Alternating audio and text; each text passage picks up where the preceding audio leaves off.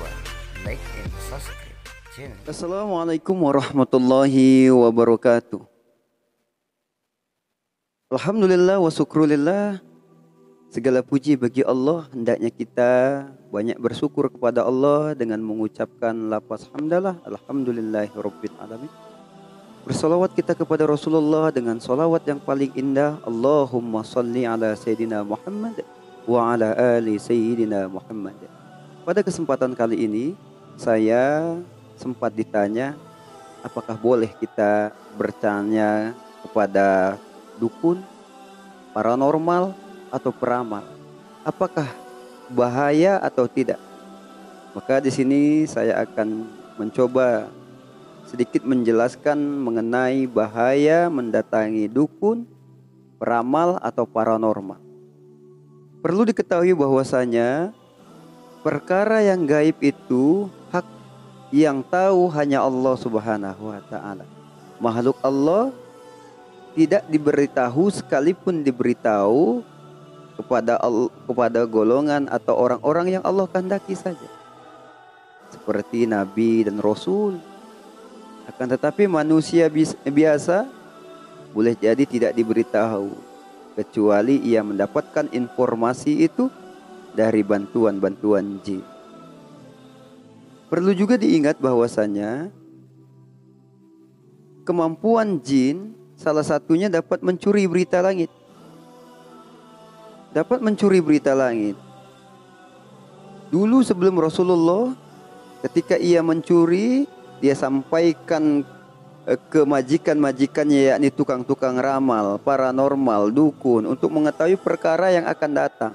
Seperti besok terjadi hujan atau kemarau, seperti besok terjadi musibah, bencana, atau terjadi sesuatu. Nah, akan tetapi ketika adanya Rasulullah, maka ketika jin itu mencuri berita langit, sudah tidak lagi mendapatkan informasi dengan sempurna. Mengapa? Karena di sisi Allah, di langit sudah ada penjagaan yang kuat. Ketika jin itu mencoba mencuri berita langit, maka ia akan mendapati dari panah-panah api yang akan menyasar kepada jin-jin tersebut, sehingga pencuriannya tidak sempurna. Ketika dia mencuri satu kata, maka ia akan dibalut dengan 100 atau 1000 kata kedustaan. Dia mencuri satu kalimat, maka ia akan balut dengan 100 bahkan 1000 kalimat kedustaan. Maka hendaknya kita jangan percaya. Perlu diketahui bahwa hal gaib itu hanya milik Allah Subhanahu wa taala. Sebagaimana Allah Subhanahu wa taala berfirman, "Qul la ya'lamu man fis samawati wal ardh ghaiba illallah." Katakanlah, sesungguhnya yang mengetahui yang di langit maupun di bumi tentang hal perkara gaib hanyalah Allah. Kecuali Allah saja yang mengetahui. Manusia tidak dikasih tahu. Oleh karenanya, apa saja bahaya-bahaya ketika kita mendatangi mereka? Yang pertama, Rasulullah SAW mengisyaratkan bahwasanya man ata kahinan fasa'alahu an syai'in lam tuqballahu salatun arba'ina lailah. Barang siapa yang mendatangi tukang ramal, maka solatnya akan tertolak, tidak diterima selama 40 hari 40 malam. Bayangkan, mendatangi peramal, solatnya tertolak selama 40 hari 40 malam. Dulu boleh jadi ada konten di handphone, ketik rek spasi, kamu tidak cocok bekerja di darat, cocoknya di laut, diramal masa depannya seperti apa, jodohnya bagaimana, karirnya bagaimana. Ketika kita mempercayai, mendatangi saja kita sudah dihukum oleh Allah dan Rasulnya, ibadah kita tertolak selama 40 hari 40 malam. Apa maksudnya tertolak? Setidaknya dia tidak mendapatkan bagian dari kebaikan dan pahala dari sholatnya, tapi digugurkan dari kewajiban. Bahaya atau tidak? Jelas bahaya. Mengapa? karena itu akan mencoba mengurangi tingkat keyakinan kita kepada Allah, tingkat ketawakalan kita kepada Allah. Di hadis lain Rasulullah Shallallahu Alaihi Wasallam bersabda, "Man ata kahinan au arrafan fasaddaqahu bima yaqulu faqad kafar bima unzila ala Muhammad." Barang siapa yang mendatangi tukang ramal, paranormal, dukun, kemudian dia bertanya dan membenarkan apa yang diucapkannya, maka ia telah ingkar kufur terhadap Al-Quran yang telah diturunkan kepada Nabi Muhammad sallallahu alaihi wasallam. Kufur, kita nggak yakin dan nggak percaya kita kepada Al-Quran. Siapapun yang ketika dia nggak percaya dari Al-Quran, maka dia keluar dari Islam. Itu bahaya. Boleh jadi kita mendatangi paranormal yang bisa memberikan kita kekuatan, yang bisa memberikan kita ilmu, kedikjayaan, kanuragan, kewibawaan. Dia taruh sosok jin di tubuhnya untuk menjaga. Bahwasanya biasanya diberikan kalimat-kalimat atau mantra-mantra. Dikhawatirkan ketika jin itu dimasukkan, ingat bahwa jin jarang sekali yang mau bekerja sama lillahi ta'ala karena Allah. Semua butuh ongkos. Semua butuh ongkos. Mengapa mereka mau bekerja sama dengan kita? Bekerja sama dengan jin itu mudah. Mudah sekali. Dia nggak minta kekayaan, dia nggak minta kedudukan. Bahkan dia bisa memberikan kekayaan dan kedudukan. Yang diminta hanya satu, gadaikan keimananmu, maka kita siap bekerja sama. Boleh jadi kita tertipu dengan bacaan-bacaannya, mantra, syair, atau ayat-ayat yang dipenggal, yang dicampur dengan kalimat-kalimat yang lain, seolah-olah itu terlihat syar'i. Akan tetapi itu semua bantuan jin. Dan hati-hati ketika kita mencoba bekerja sama, wazaduhum rohako, dia akan mencoba menyesatkan kita. Memang ketika lagi muda itu diberikan semua. Diberikan kekebalan, diberikan kewibawaan, siapapun yang kita lihat dia langsung kelepek-kelepek nurut ikut. Tapi nanti ketika kamu pensiun, ketika Anda tidak lagi mau menggunakan jasa jin itu, ketika Anda sudah lanjut usia, maka itu akan berbalik kepada Anda. Dulu kamu muda saya layani, sekarang ketika kamu tua, kamu harus melayani saya. Dengan cara apa? Menjauhkan diri dari ketaatan kepada Allah. Di waktu tuanya dibuat malas ibadah, dikasih penyakit yang aneh.